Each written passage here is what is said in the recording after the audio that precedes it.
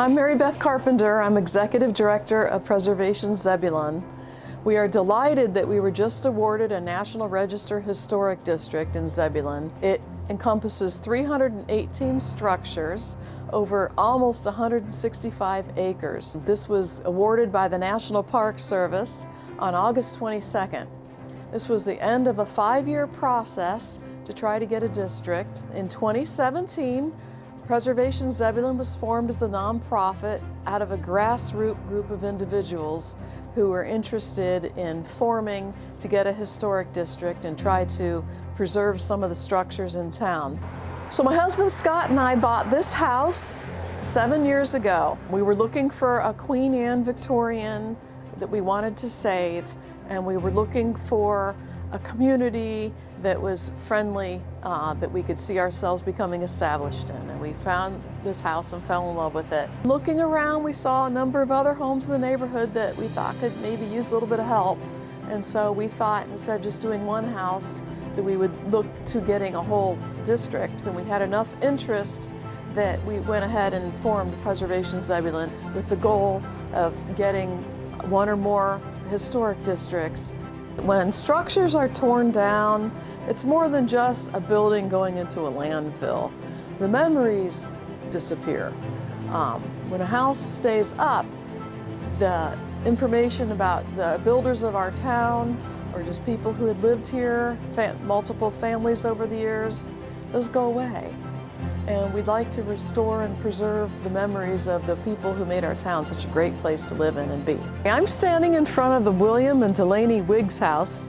This home was built in 1912, and this fabulous Queen Anne home was once the home of a successful tobacco merchant. William Wiggs was also a Wake County Commissioner, and he was also a Commissioner of Roads back in the 19-teens and 20s and 30s. In the back part of the house, there was a stable and a shed and lots of tales of plenty of gardens back here. This home was built in 1918 by E.C. Daniel, who owned Zebulon Drug Store. He also became Zebulon's mayor. E.C. and Elva raised their son, E.C. Jr. here. He became the editor of the New York Times. He married Margaret Truman, who is the daughter of President Harry S. and Bess Truman. President Truman visited here twice and spent the night in 1958 and in 1960. This home is a Wake County historic landmark. It's in beautiful shape inside. It's a craftsman-style home.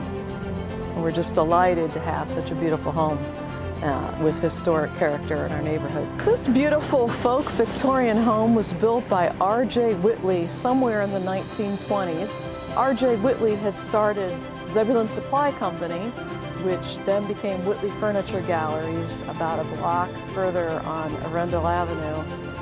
When he died in 1924, he was worth over $1 million. This home has a lot of fanciful details and has gone through several hands and is being restored now by the current owner.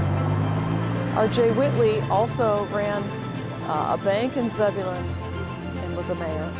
This home was built in 1950 by Clarence Strickland.